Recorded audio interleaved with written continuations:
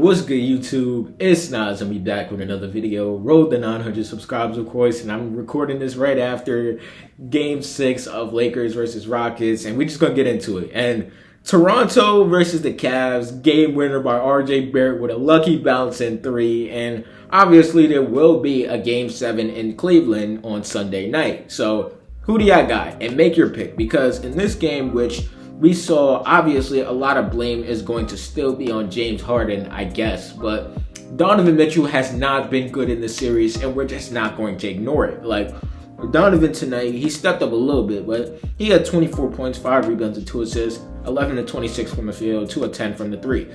Evan Mobley, he stepped up huge. He had a putback dunk to send the game into overtime. He showed up in a major way, and at the same time, him having 26 and 14 when nobody could really stop him is huge. But it's just really on the backs of Donovan Mitchell just having a very shitty game, and he just needs to be better. Like, there's no excuse for what Donovan Mitchell put on display yesterday. Like, I don't know what do you even say about that. And which a game where the Raptors played decent basketball, they didn't play their best basketball tonight, and they still came up with a win. Is crazy because none of the away teams have yet to got a win. So if the Raptors want to pull out this series in Game 7, they would have to get their first road win of the playoffs. So it's interesting to see that. Scotty Barnes had another great performance, 24 points, 9 rebounds, and 3 assists. Or not bad. That was RJ Barrett's, my bad. 24 points, 9 rebounds, 3 assists, 4 of 12 from the 3. It's crazy because he was 3 for 11 before that. And then the bouncing shot goes in. He has 24. Scotty Barnes, he showed up. My bad. I meant to say him at first. 25 points, 14 assists, 7 rebounds. Just overall a good game for Scotty. Jacoby Walter, hey, he was shooting the fuck out of the ball. Like, he had 24 points, 5 rebounds. One of his first starts because obviously Brandon Ingram was out tonight. Yesterday night, my bad. Kyler Murray Boyles, he had 17 and 7, continuing his rookie year, his impressive rookie year, and obviously extending this game for 7. And which I feel like this is a series where obviously a lot of people counted out the Toronto Raptors, and they managed to battle back and fight back, claw back, and force a Game 7 in which we thought that the Cavs would have an easy series, and this series should be over in 5 and 6.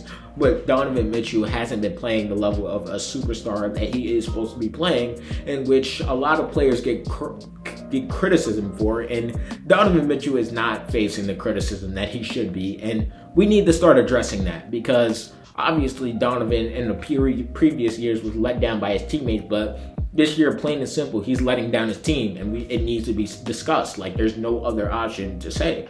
But obviously, it should be a good Game 7 on Sunday. I'll be watching it. I'll be home, so you'll be seeing a different point of view of me recording the video. But nonetheless, next, getting into the Magic versus the Pistons. The Magic have an absolute collapse after a great fourth quarter, or a great first half, I should say, in which a game where they were up by 24 and the Pistons stormed back, in which they weren't even playing good offensive basketball. It's just the Magic were missing shots, and the Pistons were fighting through their misses, and they were getting buckets. So I don't even know what you would call this game. It was a dogfight, and they ended up winning. And now they've come back down 3-1, and I'm not gonna lie, this was one of the worst chokes in NBA history. Just plain and simple. If you was watching this game, you was watching all 19 of their misses. At some point, I turned it off. I flipped main screen to the Toronto Raptors game. I was done with that. In which a game where Cade Cunningham struggled, he still had 32 and 10. Jalen Duren 8 and 9, not a good game again. Duncan Robinson 14. Tobias Harris another 20 and 10. Obviously, just getting production you would like to see. Paul Reed came off the bench when Jalen Duren was injured, and he had 6 points, 6 rebounds, overall great games from them. And obviously they would have they do have, I cannot say they would, they do have all the momentum going into Game 7. Paolo 17 and 10, 4 of 20 from the field, backing up his 45 performance with an absolute shitter. So you can't really say anything about that. Desmond Bane had 14 in the first half. He finished with 17, just not a good game. Suggs, 7 points, 1 for 10 from the field, a horrible game. Tristan De Silva, 10 points for 9.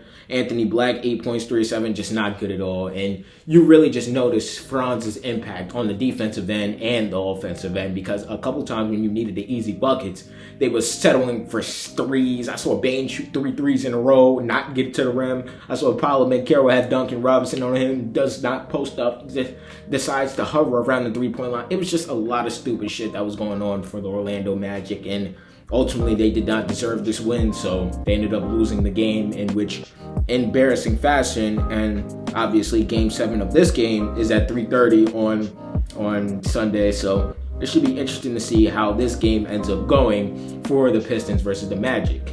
But lastly, getting into the Los Angeles Lakers finally closing out the Houston Rockets, and the Lakers finally took care of business, and now they will meet the Oklahoma City Thunder on Tuesday, so look forward to that. LeBron James, 28 points, 7 rebounds, and 8 assists. Yes, he didn't shoot good, but he finally dipped down on the turnover department and overall had a really impactful game in which Rui Hachimura, 21 points, 5 of 7 from the 3, 8 for 15 from the field, just completely controlled the three-point line. DeAndre Ayton, 7 points, 16 rebounds.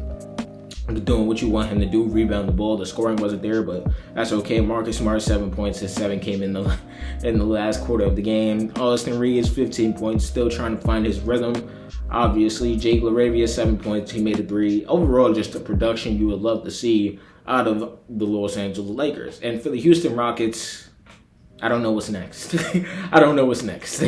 Like, they had people believing that they would make the comeback and then obviously falling short tonight. Jabari Stinker, 9 points, 12 rebounds, 311 from the field. And I'm not even taking nothing away from Jabari because he was one of the most consistent players on this roster in the playoffs. But Tari Eason, 14 points, 5 of 14 from the field. Tari Eason is due a payday, so I don't really know what happens there. Alvin Sengun, 17 and 11. And Ben Thompson looked like the best player on the court for the Rockets, 18 points, 8 rebounds. Reed Shepherd needs to get it together, but this is really his first real year because he wasn't getting minutes last year. He's getting minutes this year, but in his first playoff performance, he had 10 points, 4-19 from the field, 1 from 10 from the 3, just not good stats. And now the Rockets are eliminated, and I'm just wondering what's next for KD. And does KD return to this young Rockets team? I don't know. The future looms in Houston, and I'm wondering what's next for everybody. But obviously, looking ahead to the Oklahoma City Thunder versus the Los Angeles Lakers, I do expect I'm not going to have that same hope that I had for the Houston Rockets versus the Lakers because I didn't believe in the Rockets whatsoever, even with KD. But now against the Oklahoma City Thunder, there's no belief in my heart. Like, there's none. I don't believe in them at all. And I do think this should be over in 4 or 5 games. But y'all let me know how y'all felt about the Game 6s tonight. Or y'all let me know how y'all feel about RJ Barrett's shot, because that shot was fucking amazing. I'm not gonna lie. And I was hyped as fuck. And y'all let me know who wins Game 7 tomorrow even. Philly versus the Celtics, and who wins on Sunday. Maybe I'll ask y'all that question again. The Raptors versus the Cavs, the Pistons versus the Magic. Y'all let me know down below. Subscribe.